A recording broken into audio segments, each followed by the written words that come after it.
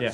Can I ask you for a little bit more background on the side letter that the U.S. sent to Israel regarding the ceasefire arrangement with Hezbollah and Israel? What does it allow Israel to do? Look, I don't have anything more I can speak to about the ceasefire agreement, but I will say that a lot of the reporting around the ceasefire agreement tends to treat as news that Israel can exercise what ultimately is a right that every country has.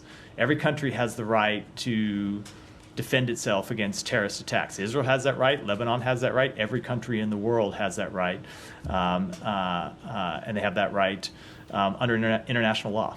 But the United States often characterizes Israeli attacks as defense. France says that Israel has violated the ceasefire 52 times at this point. But if they're just recouched as Israel defending itself, is Israel allowed to continue to attack Hezbollah as long as it says that was self-defense, that was self-defense? Look, as I said in response to questions earlier, we have a mechanism that we have set up to look at these exact questions and to look at reports of ceasefire violations and to determine whether, in fact, they were violations of the ceasefire, whether, in fact, if an incident was in some way justified because somebody had come under the threat of harm.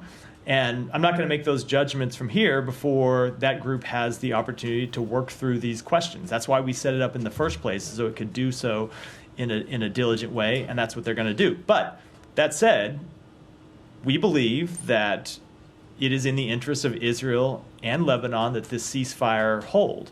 Remember, when you look at it from Israel's perspective, the 70,000 Israeli citizens that have been forced from their homes don't get to return home if the ceasefire collapses. So it is very much in Israel's interest to see the ceasefire hold, and we're going to continue to press them to adhere to it. Would there be any additional consequences from the U.S. if Israel was determined through this mechanism to have broken the ceasefire? I'm just not going to get into hypotheticals from here.